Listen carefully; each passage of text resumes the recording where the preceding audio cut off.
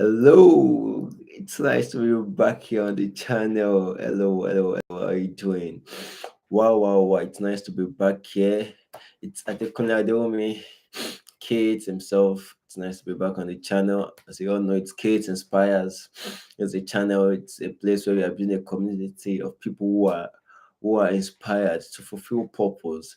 And as much as we are going about our daily activities in order to fulfill the purpose for which we were created, also making sure that at the place of purpose we are finding financial freedom being settled as well.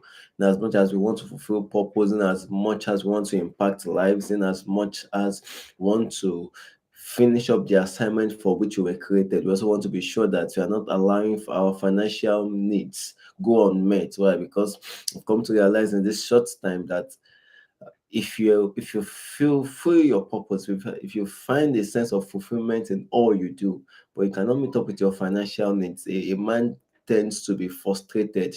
A man gets to be knocked down by the financial issues that keep popping up on a daily basis when he or she here now cannot meet up with his or her daily needs. And if a man or a woman has all the money in the world, that means you are financially free. You have all the money in the world, but you don't have a purpose. Yeah, you don't have a sense of fulfillment when it comes to your purpose. A man tends to be depressed. Why? Because you just feel all like a failure. Yes, I have it all materially, but in your mind, in your head, you just know this is not all I was created to do. I was created for much more than I have done in terms of living a legacy or living a life of impact. So we pick up on where we stopped the last time. If you are new to the channel, please do well to subscribe. Please do well to subscribe. Share this with friends, family, like and drop your comments. I would like to hear from you even after now. So from where we picked up last time, we've been on a series now, and this is the part 6 of that series, and it has been about financial freedom. What's your own perspective about financial freedom? What do you believe about financial freedom? What does financial freedom means to you? How do you see yourself attaining it, if at all it's something you see as a necessity? And now today we'll be talking about another perspective entirely about financial freedom, because as I was ruminating about the things so far, I was just going through, and then I realized there's another perspective yet that determines if a man will indeed be free financially or not. Because as you know, if there's no finance, even purpose itself can be slowed down. So what perspective do I need to have to be financially free? Or what perspective am I carrying right now that is maybe holding me back from the place of financial freedom? And then I discovered there are two perspectives. One perspective submits to the place of process when it comes to financial freedom. There are two categories of people. Let me put it that way. When it comes to financial freedom, one category believes that to attain financial freedom, you have to submit to process, and there's another category that believes in no need for process. The category that believes there's no need for process are the ones who want to jump the process. That category of people are the ones who you often hear with such activities as fraud. Why? Because this set of people want to be financially free. They want to make money. They want to be able to meet up with their financial needs. But to them, to become financially free, you cannot do anything legally or morally right to become free. So in their minds, in their head, all they are thinking of is, who else can I do? What fraudulent act can I make? How can I jump the process? How can I jump the ladder? How can I leverage on every other person? Put people's heads left and right and accumulate other people's resources and take them for myself and own them to myself. That's all they are thinking of. That's why it's a belief, it's a perspective about financial freedom that celebrates laziness, that celebrates lack of discipline. And that is why a whole lot of people, most especially youths in this generation, most especially the youths of this generation, they find it easy to follow that path. Why? Because they believe, I can't do a 9 to 5 job. I cannot run a business. I cannot do a business that will be paying me token. I'm not willing to start growing from scratch. They don't believe in moving from grass to grace, or no. You just want to jump into it. So You don't want to work, you don't want to run a business, you don't want to sell, you don't want to interact with people, you don't want to network, yet you want to become financially free. How? The only option you have that way is to do what? To find yourself in fraudulent act. One who doesn't want to work and all of a sudden wants to become a millionaire in dollars. How do you get it? That is why you see a whole lot of young ones always looking for opportunities to commit crimes online. Cyber crimes are now very, very rampant. You hear about hacking here and there. You hear about scammers here and there. You hear about people sending you wrong messages, telling you have won this, call this number to get this. All they are thinking of in their head is, I cannot legally and morally do something right to become financially free. So I have to scam others. I have to loot others. I have to steal from others for me to have more than enough to meet up with my financial needs. That's a wrong perspective. So, what is the correct perspective towards financial freedom? It is the perspective that submits to process. It is the perspective that believes in work. It is the perspective that believes financial freedom is a journey.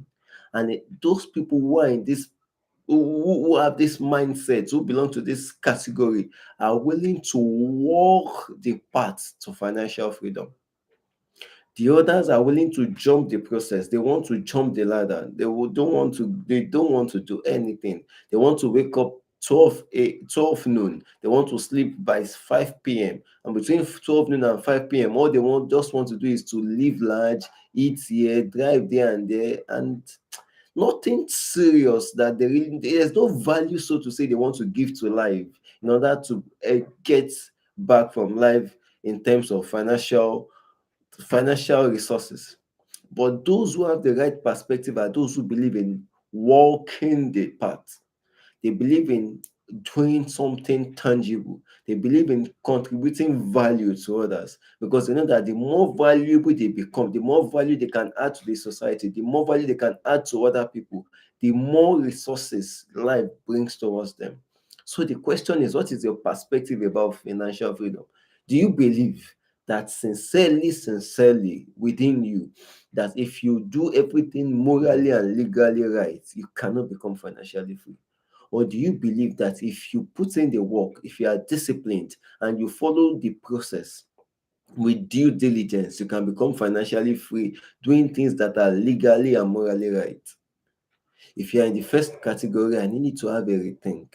Why? Because any finance, any money, any wealth you have that you cannot publicly defend, that you cannot publicly teach others to do, to follow the path, it is not freedom. Why? Because the whole idea behind the financial freedom is not just to have money, so to say, don't forget.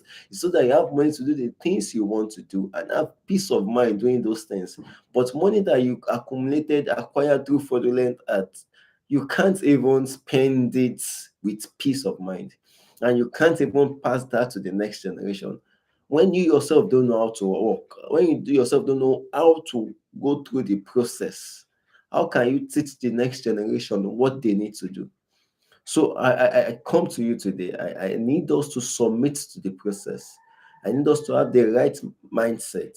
Believe that yes, I can also become financially free if I'm walking the path of those who have done it before, following the due process, doing the due diligence, working, doing things that are morally right, doing things that are legally acceptable. I don't want to have the type of money that I will have and I'll be doing hide and seek. You don't need that type of money.